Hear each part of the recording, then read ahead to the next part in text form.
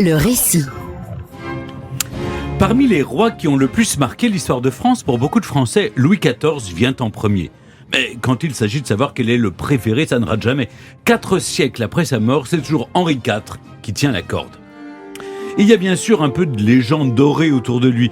Pour des générations d'écoliers, Henri de Navarre, c'était le Béarnais, le ver galant, la poule au pot, les pâturages et le labourage, cher à son ministre Sully qui voyait les deux mamelles de la France. Mais Henri IV n'était pas que ce roi un brin paillard dont on garde ses images d'Épinal.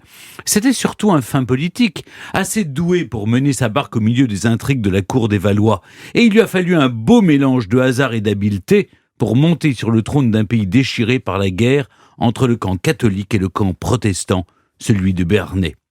Si son assassinat par Ravaillac est resté dans toutes les têtes, on oublie souvent que c'est au lendemain d'un autre assassinat qu'Henri IV est monté sur le trône, celui d'Henri III, mortellement blessé à l'été 1589 par le moine Jacques Clément.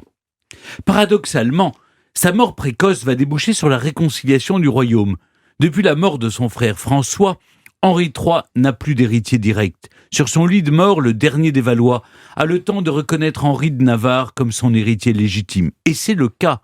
Henri IV est à la fois le cousin et le beau-frère d'Henri III depuis son mariage très politique avec Marguerite de Valois, la célèbre reine Margot. Dans un premier temps, le couronnement du chef du parti des Parpaillots ne calme pas les esprits. Pour pacifier les relations entre catholiques et protestants, il faudra le célèbre édit de Nantes, mais surtout bien des compromis.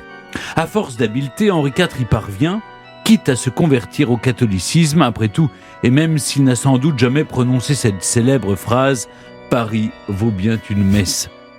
Mais c'est bien joué. La suite du règne permet d'apaiser le pays, en partie grâce à un remarquable essor économique. Hélas, on connaît la suite. Un matin de printemps 1610, Henri IV va croiser la route d'un géant roux débarqué tout droit d'Angoulême, Ravaillac. Pour la petite histoire, c'est loin d'être une première.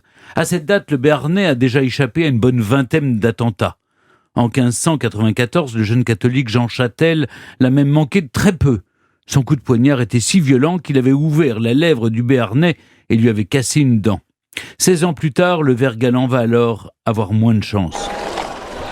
Le 14 mai, Ravaillac saute sur l'essieu d'une des roues du carrosse royal pratiquement arrêtée par le trafic qui encombre la rue de la Ferronnerie. Comme il fait chaud, on a repoussé le rideau de cuir qui couvre la fenêtre du roi.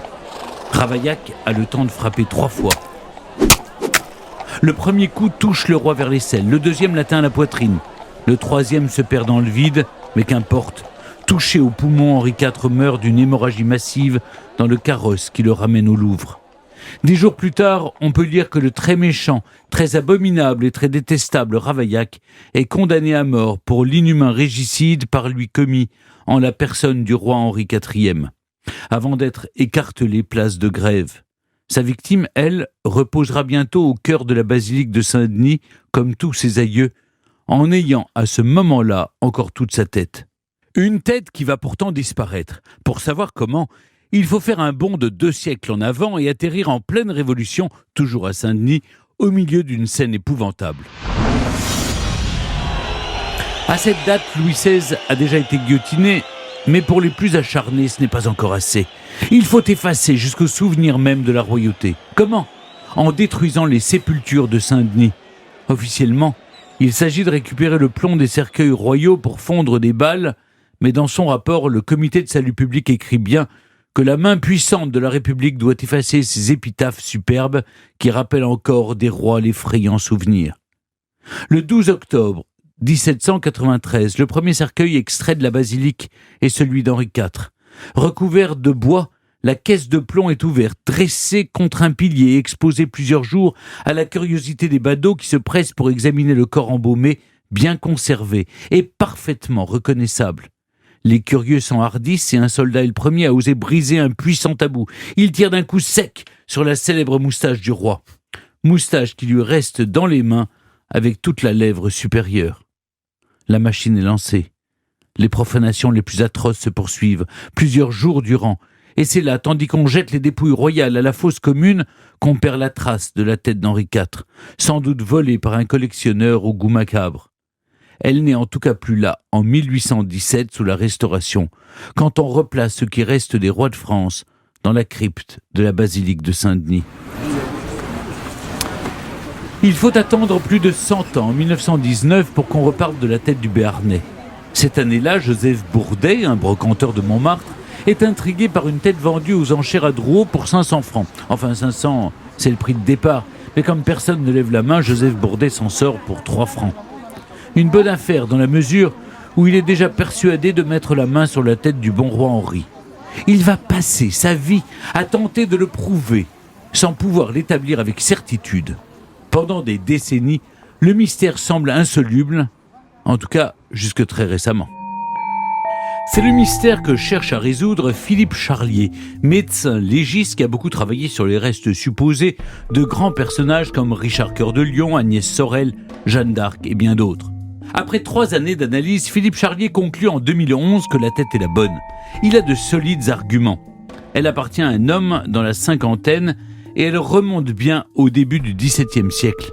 Son nez correspond à celui du Béarnais avec son front haut, son large menton et son oreille percée.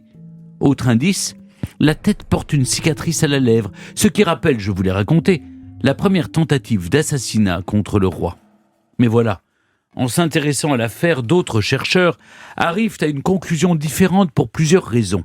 Une surtout, le supposé crâne du roi n'a été ni scié ni trépané. Et ça, c'est contraire à tous les usages en matière d'embaumement, puisqu'on ouvrait alors ce qu'on appelait les 3 ventres, la tête, le thorax et l'abdomen, avant de remplacer tout ce qui, disons, bloblote par de l'éboute. Remplacer, tout ça, par de l'étoupe et des aromates.